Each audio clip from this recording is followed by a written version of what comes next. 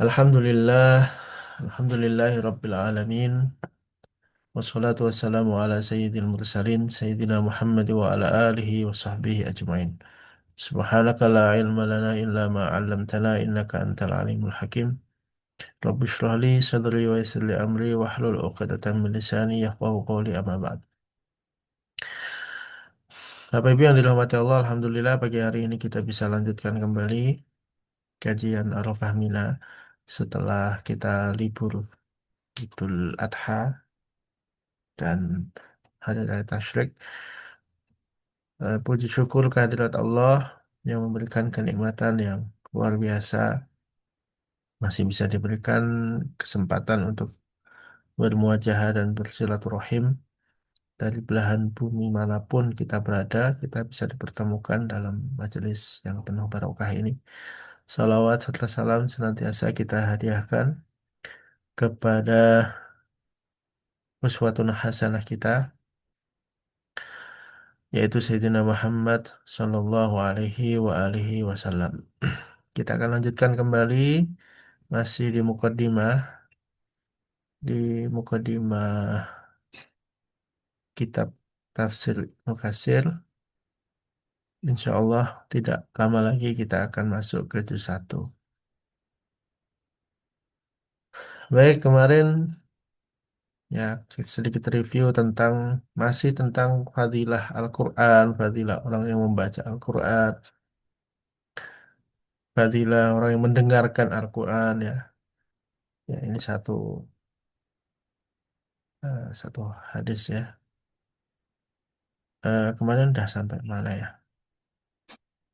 Ini sudah lah ya. Barang siapa yang membaca 10 ayat dalam satu malam itu sudah ya. Kemudian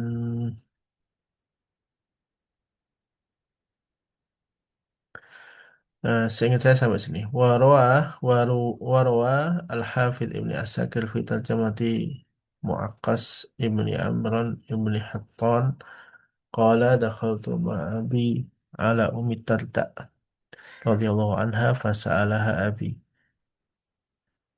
ma fadala man qara'a al-Qur'an ala man lam yaqra. Apa keutamaan orang yang membaca Al-Quran dibandingkan dengan orang yang tidak membaca Al-Quran? Qalat, kemudian menjawab Ummut Darda. Hadasatni, telah menceritakan kepadaku, Aisyatus, itu ibunda Aisyah radhiyallahu anha. Qalat, beliau mengatakan, Bunda Aisyah berarti Ummul Mukminin ya, istri dari Rasulullah. Ju'ilat darajul jannah ala adadi ayil Quran.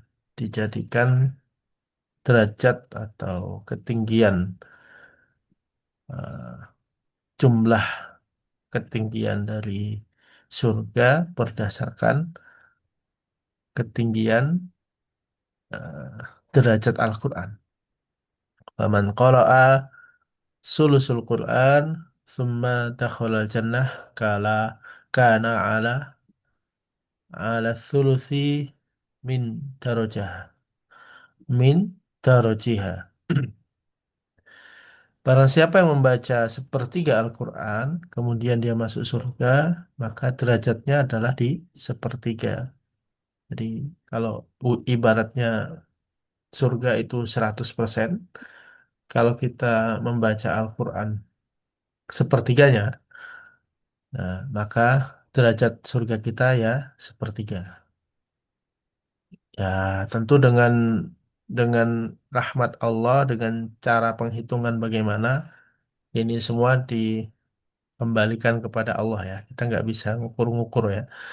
Membaca ini kan bisa dengan pengertian membaca, benar-benar membaca, atau eh, membaca saja itu kan bertingkat ya. Ada yang lancar, benar, kemudian sambil tadabur atau enggak gitu ya. Tentu beda mungkin ya. Tentu beda apa namanya kualitasnya. Kemudian bisa diartikan membaca ini dengan menghafalnya atau memahaminya atau mengamalkannya. Yang jelas ini adalah salah satu hadis fadilah untuk kita berinteraksi dengan Al-Quran. Wa man qara'a nisful Quran kana 'ala nisfi min darajihah. Barang siapa yang membaca setengah Al-Quran, maka derajat surganya ya setengah. Wa man qara'a kullahu kana fi 'iliyyin. Barang siapa yang membaca semuanya, semua utuh Al-Quran, maka dia berada di derajat illiyin, derajat yang tinggi, yang paling tinggi. Lam yakun fauqahu illa nabiyyun aw siddiqun aw syahidun. Yang tidak ada yang lebih tinggi dari illiyin ini kecuali nabi, kemudian orang-orang yang siddiq, orang yang jujur, dan juga orang yang mati syahid. Nah, ini salah satu fadilah ya. Fadilah kita terus berinteraksi dengan Al-Quran. Tapi sungguh membaca mukaddimah ini membuat saya tersadar bahwa ternyata inti dari interaksi dengan Al-Quran adalah banyak membacanya, mentadaburinya. Bukan banyaknya hafalan, bukan lancarnya hafalan, tapi banyaknya bacanya. Percuma mengklaim dirinya mungkin lanyah atau ahli Al-Quran atau hafid, al-hafid sampai dikasih huruf tebal. Tapi kalau nggak pernah baca Quran ya di mata Allah sama. Ya, nggak pernah mentadabbur Quran ya di mata Allah sama. Mau kamu hafalannya sehebat apapun, mau diakui oleh profesor sedunia sebagai ahli Quran, mau punya ijazah sanad double-double, mau punya ijazah wisuda bisa wisuda tahfidz 5, tapi kalau nggak pernah baca ya di mata Allah ya nggak ada harganya. Ya. وقال الطبراني حدثنا مسعدة بن سعد العطار المكي حدثنا إبراهيم بن المنذر الهزامي حدثنا إسحاق بن إبراهيم مولى جميع بن حارثة الأنصاري حدثنا عبد الله بن مهان الأزدي حدثني فائد مولى عباد الله بن أبي رافع حدثتني سكينة bintul Husain ibni Ali. Ini cucunya, masih keturunan Kanjeng Nabi ya. Nah, ini cucunya Kanjeng Nabi. An Abiha dari orang tuanya, dari Husain. Qala berkata Sayyidina Husain, qala Rasulullah. Rasulullah bersabda, Hammalatul Quran urafa'u ahli jannah yaumal qiyamah. Orang yang hafal Quran adalah orang yang pemimpin ahli jannah. Jadi pemimpin ahli surga nanti di hari kiamat. Sanatnya dhaif, eh, tidak tidak bisa dijadikan pegangan. Tapi ini bisa dijadikan fadilah ya. Ya. Jadi penghafal Quran adalah pemimpin, ru'usuhum ya. Ru'us itu rais itu pemimpin, pemimpin ahli jannah. Waruya Tabrani min hadis Baqiyah Nabi Bakar ibn Abi Maryam Anil Mahasir bin Habib an Abidah al-Maliki an Rasulillah. Nah, karena yaqulu ya ahli Al-Quran. Wahai pemilik Al-Quran. Wahai ahli Quran. Wahai pecinta Al-Quran. La tawassatul Quran. Jangan kau jadikan Al-Quran ini sebagai bantal. Sebagai, ya ini banyak maknanya ya. Saya baca di tafsir hadisnya itu. Yang pertama, ini bermakna kita harus ihtiram. Ihtiram dengan Qur'annya. Quran sebagai sebuah kalam Allah ya. Artinya kalau ada orang yang sedang membaca ya kita dengarkan. Ada orang yang sedang mempelajari Quran ya kita muliakan. Ada orang yang ahli Quran ya kita muliakan. Ada orang yang berjuang menghafal Quran ya kita muliakan. Ada kitab mushaf Quran ya kita muliakan. Jangan taruh di bawah. Jangan taruh di tempat kotor, jangan dibawa ke toilet, taruh di tempat yang tinggi, ya. Jangan taruh di bawah lutut misalnya. Untuk apa? Itu ihtiram. Kata wasatul Quran. Jangan kau jadikan itu bantal. Nah, wisadah itu kan dalam bahasa Arab bisa bantal, bisa lemek duduk ya, tempat duduk. Nah, makna berikutnya adalah ya Quran ini bukan bantal, maksudnya bukan benda, tapi sesuatu yang harus kita baca, kita pelajari, kita telaah, kita tadaburi, kita pikirkan isinya, kita amalkan. Bukan bantal. Bantal kan udah selesai. Untuk tidur, untuk duduk, selesai. Ya, setelah selesai tidurnya, selesai duduknya, udah nggak dipakai lagi. Tapi kalau Quran jangan dijadikan sebagai wisada, jangan dijadikan sebagai bantal. Tapi jadikanlah Quran itu sebagai Quran, memang benar-benar pedoman hidup. Maka Quran ini harus dibaca, ya, jangan sampai hanya sebagai bantal. Nah, ini banyak nih di Indonesia. Saya terima nikahnya Fulanah binti Fulanah dengan mas kawin Al-Quran dan seperangkat alat sholat. Nah ini kalau setelah nikah nggak pernah melajari Quran bareng-bareng, Quran nggak pernah hidup dalam keluarganya, anaknya tidak diajari Quran, istrinya nggak pernah dia minta untuk baca Quran. Nah ini bisa dah itu, jadi bantal Qurannya. Nah, dengan mas kawin seperangkat alat sholat dan mushaf Al-Quran yang tidak pernah dibaca sampai mati, yang disimpan di lemari secara tunai gitu ya. Ya, ini kan latahnya orang Indonesia tuh ya. Ya sih, mas kawin emas tapi dibingkai. Masih Quran dibingkai.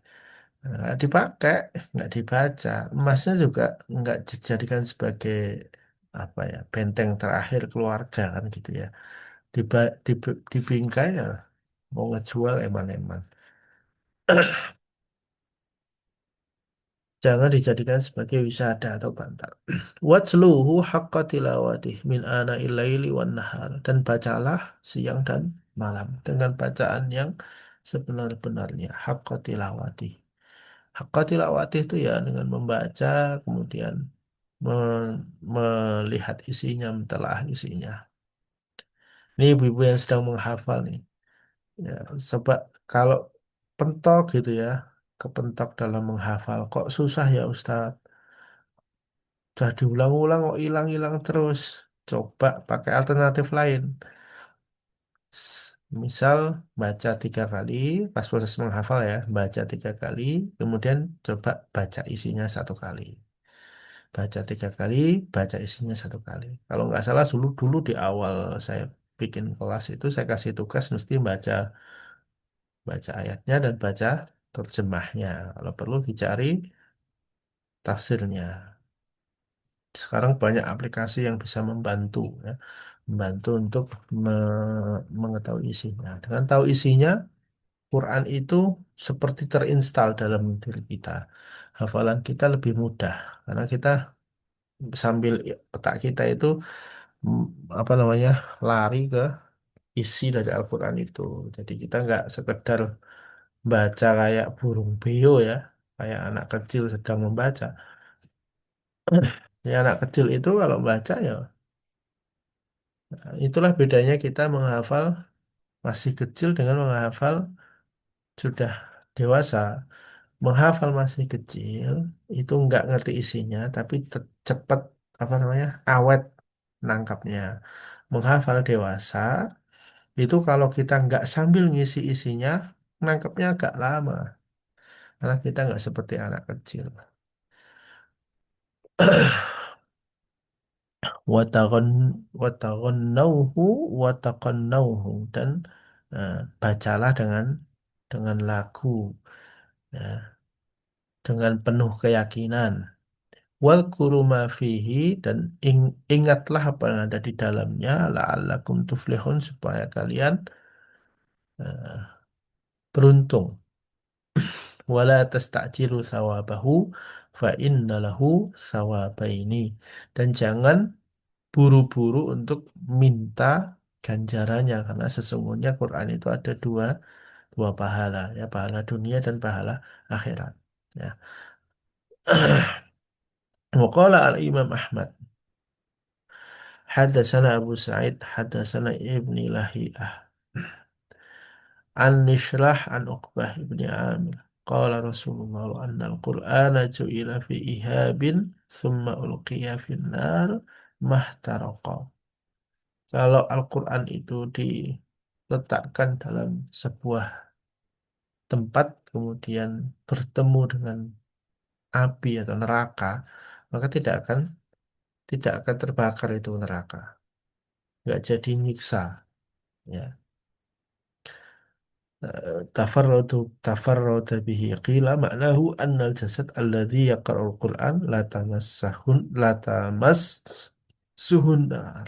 Maknanya apa? Sesungguhnya jasad annal jasad alladhi yaqra'ul Qur'ana, sesungguhnya jasad membaca Al-Qur'an tidak akan disentuh oleh api neraka. Masya Allah. Ya, senajan baca nih apa namanya?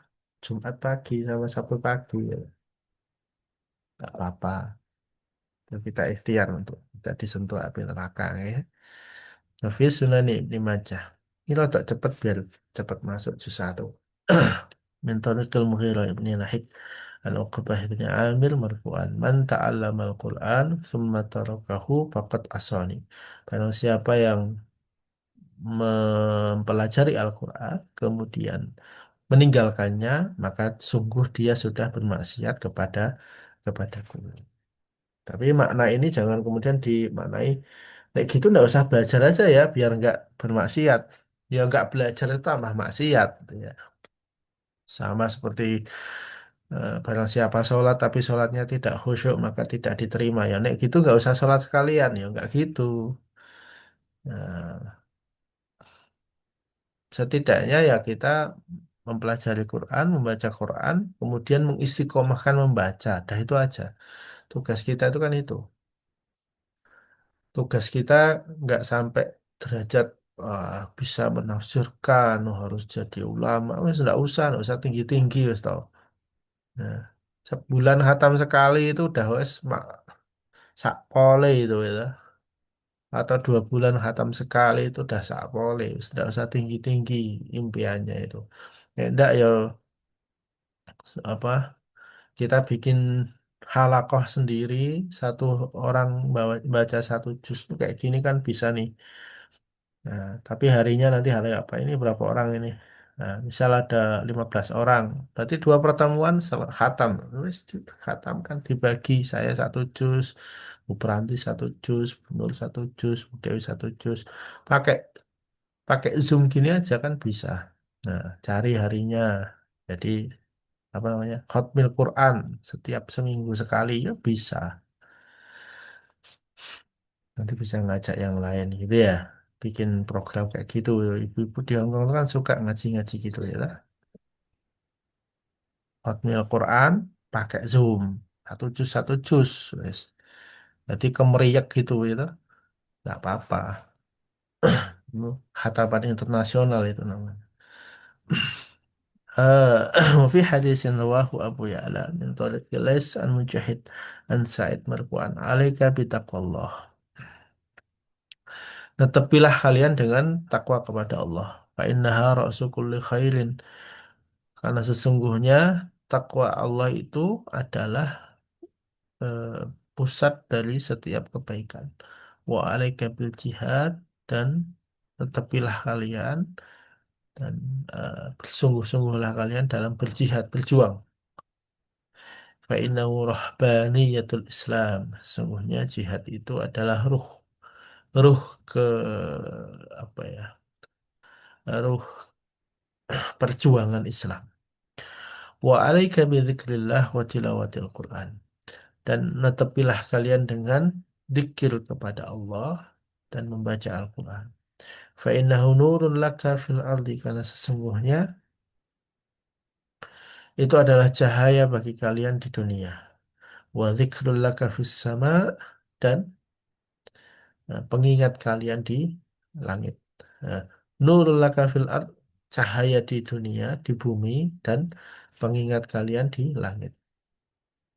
Wahzun lisanaka illa min khair, dan peliharalah atau jagalah lisan kalian kecuali mengeluarkan sesuatu yang baik. Wakhrus artinya wakhrus. Fa innaka bidzalika taghlibus syaitan. Karena sesungguhnya dengan lisan itu kita akan bisa digelincirkan oleh setan. Ini kita fokus di wa alaika bidzikrillah wa tilawatil Quran. Tapi ini banyak pesan ya. Pesan yang pertama adalah bertakwa kepada Allah. Kemudian pesan yang kedua adalah berjihad di jalan Allah. Kemudian pesan yang ketiga adalah berzikir, kemudian membaca Al-Quran. Kemudian pesan yang berikutnya adalah menjaga lisan. Terutama ibu-ibu ini ya. Ibu-ibu itu kan banyak ngomong mesti ya lah. Ibu-ibu itu banyak ngomong itu ibu-ibu banget. Kalau bapak-bapak banyak ngomong itu enggak bapak-bapak banget. Kalau bapak-bapak diem itu bapak-bapak banget ya. Jadi kalau ada bapaknya diem terus nah itu memang laki-laki. Tapi kalau ada bapak-bapak kok cerewet banget, itu agak kemedok itu ya. Kalau ibu-ibu kok menang terus, nah itu biasanya kemungkinannya ada dua. Yang pertama itu tanggal tua, yang kedua memang lagi mau menstruasi gitu. Wahakada uzkuru atharan marwiyahan ibni Ummi Abdullah ibni Mas'ud. Ahidi Qur'ul Qur'an minas sahabah. Al-ma'mul tilawati ala nahwihim. Ya ini hadis ini juga dituturkan dalam asar marwiyah dari Ummu Abdillah. Ummu Abdillah ibni Mas'ud. Jadi ibunya Abdullah bin Mas'ud. Salah satu qurra Al-Quran dari kalangan sahabat. Yang terkenal dengan tilawahnya. Wa Tabrani an Tabari an Abdul Razak an Ma'mar an Abi Ishaq qala Ibnu Mas'ud kullu ayatin fi kitabillah khair mimma fis sama'i wal ard. Nah, dari asar ini asar ya bukan hadis ya. Asal dari sahabat Abdullah bin Mas'ud mengatakan setiap ayat Al-Qur'an, setiap ayat di dalam kitabillah itu khair, baik mimma fis sama'i wal ard, dibaca. Baik untuk dibaca dan berguna di langit dan di bumi. Wamin tariqi Syu'bah an Abi Ishaq an Marwah qala Ibnu Mas'ud man aradal ilmi falyuthawwiril Qur'an fa innahu fihi ilmul awwalin wal akhirin. Nah, barang siapa yang ingin ilmu, terus tidak usah nengok-nengok kemana-mana, maka cukuplah dengan mempelajari Al-Quran karena sesungguhnya ada ilmu awwalin wal akhirin. Jadi ini salah satu ya yang dulu menjadi apa menjadi motivasi saya menghafal Quran itu salah satunya adalah bukankah seluruh sumber ilmu itu adalah Al-Quran? Kalau mau menjadi ahli dalam agama, ya salah satunya nih bukan semuanya, salah satunya menguasai Al-Quran, menghafal Quran, tahu isinya, dah itu sumber segala ilmu. Nah, dari situ kemudian muncul banyak banyak apa ya banyak banyak semangat, banyak inspirasi untuk mempelajari yang lain.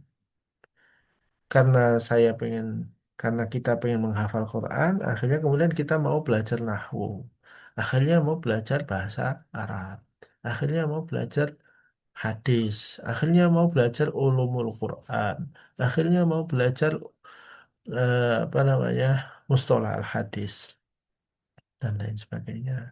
Hanya mau belajar tajwid, akhirnya mau belajar dan lain sebagainya. Tapi memang karena generalis, jadi memang tidak sangat mendalam gitu ya. Nah, jadi belajar tajwidnya itu tajwid yang praktis, yang dibutuhkan untuk membaca dan menghafalnya. Saya aja kalau sama Bu Rini ya, Bu Rini Hoiria itu tajwidnya daleman beliau sampai di apal ke apa namanya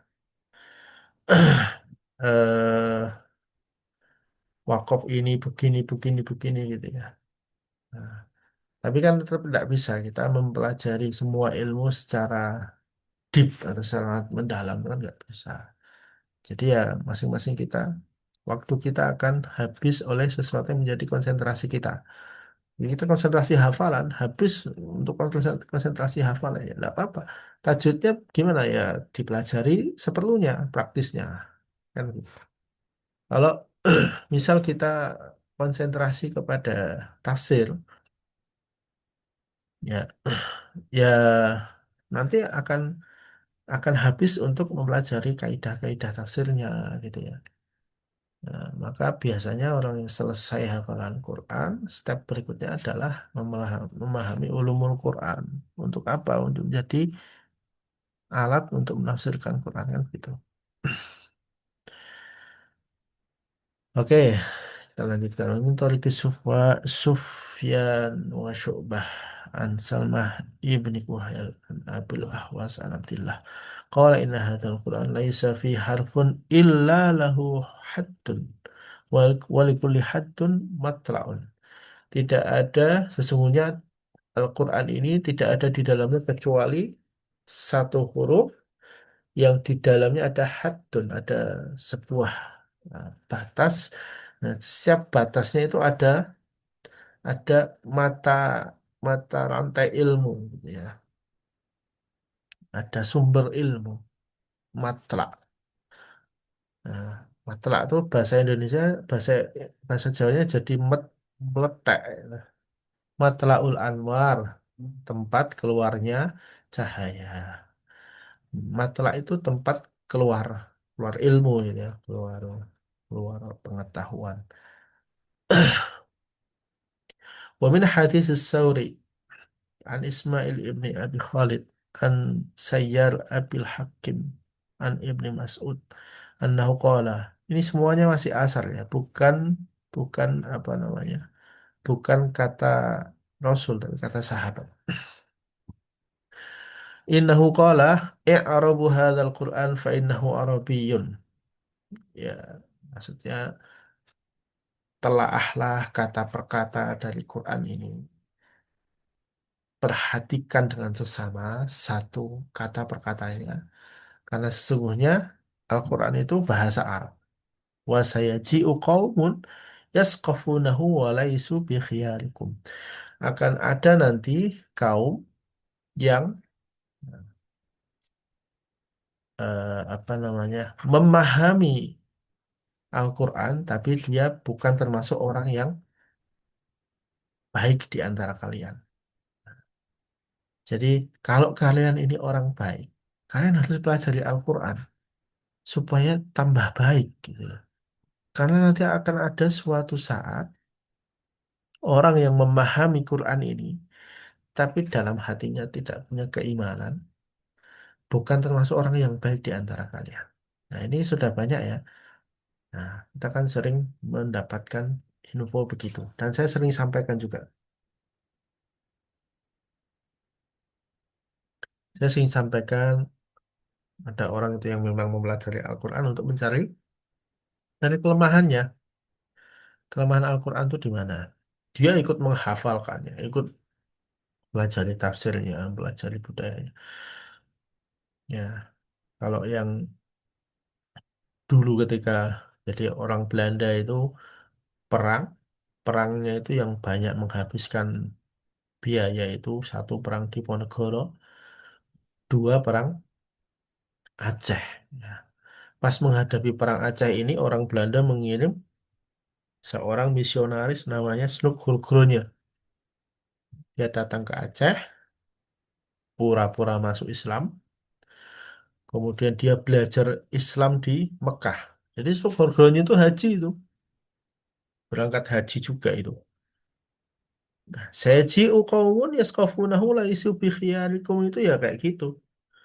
Dia diperintahkan oleh kerajaan Belanda untuk mempelajari Islam. Ini kenapa orang Aceh ini bisa sehebat ini, bisa mengporak-porandakan Belanda, menghabiskan biaya berjuta-juta gulden, cuma karena sebuah perang, dua perang ya, perang Diponegoro sama perang Aceh. Akhirnya diutuslah Snugorgolnya untuk mempelajari Islam. Kemudian kalau sudah tahu, dia akan tahu kelemahannya di mana. Pulanglah Snugorgolnya, dia kemudian mempelajari. Orang Islam itu terpisah menjadi dua garis besar golongan. Yang pertama, saklek. Islam harus seperti yang ada di Mekah. Islam harus harus celananya begini, harus sarungnya begini, harus sholatnya begini. Satunya lagi Islam yang diblendedkan dengan budaya lokal. Nah, maka kita kemudian kenal ada kaum Padri, ada kaum adat. Ya. Nah, kalau di case-nya perang perang Sumatera kan itu. Akhirnya terjadilah perang Tuanku Imam Bonjol itu kan perkara sepele disulut sama orang yang paham cara cara memecah belah mereka. Akhirnya terjadilah perang itu dan bisa kalah. Nah, itu misi seluruh dunia itu kan begitu. Nah, apakah di era sekarang itu ada? Oh, banyak, banyak sekali. Tapi kan kita nggak tahu karena itu kan sifatnya intelijen. Sampai kemudian sekarang kita itu dipisah-pisahkan ya, di apa namanya, dipisahkan antara yang kaum kaum habaib dengan kaum ulama Nusantara. Dibentur-benturkan. Dulu dibenturkan masalah nasabnya. Kemudian dibenturkan cara mereka berdakwah. Kemudian dibenturkan isu perkawinannya. Nah, kemudian dulu sebelum muncul polemik HBI itu ada polemik NU Muhammadiyah. Dibentur-benturkan. Ada intelijen yang main di belakangnya. Antara mau tahlilan, nggak mau tahlilan. Antara sholat berkunut, tidak kunut. Tarawih 12, 13, tarawih 11, tarawih 21. Bentur-benturkan. Sekarang sudah nggak ada yang bentur-benturkan. Yang dibenturkan udah isunya udah berbeda. Nanti akan dibenturkan lagi di masyarakat ada apa namanya firqoh Salafi sama Aswaja. Kemudian buatlah konten yang dipetik-petik itu yang negatif semua. Yang Salafi yang dipetik negatifnya, yang Aswaja yang dipetik negatifnya. Kemudian dibenturkan, dibuat reels. Apalagi sekarang sudah ada medsos.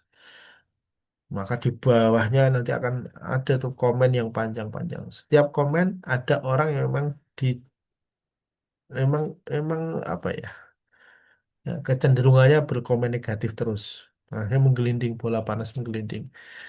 Ya, nanti apa dimanfaatkannya yang seperti ini itu untuk memetakan ketika nanti sudah musim politik misalnya gitu ya.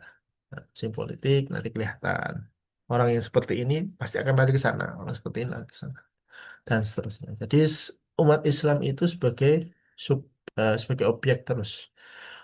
Maka ya inilah yang terjadi Bapak Ibu. Kita pahami dengan eagle view ya, dengan pandangan yang lebih luas. Mungkin itu karena di sini tuh kalau udah jam 6 ada alarm ya dari pabrik sebelah itu. Jadi sudah jam 6 kita akhiri dulu. Jadi sampai di eh, ini ya halaman ini. Baik, terima kasih dan selamat melanjutkan aktivitas. Semoga bermanfaat. Kita akhiri dengan hamdalah dan kafaratul majelis. Alhamdulillah rabbil alamin. Subhanakallahumma wa bihamdika asyhadu an la ilaha illa anta astaghfiruka wa atubu ilaik. Terima Assalamualaikum kasih. warahmatullahi wabarakatuh. Waalaikumsalam warahmatullahi wabarakatuh. Terima kasih Pak Samsul. Matur nuwun Ibu-ibu. Assalamualaikum. Waalaikumsalam warahmatullahi wabarakatuh.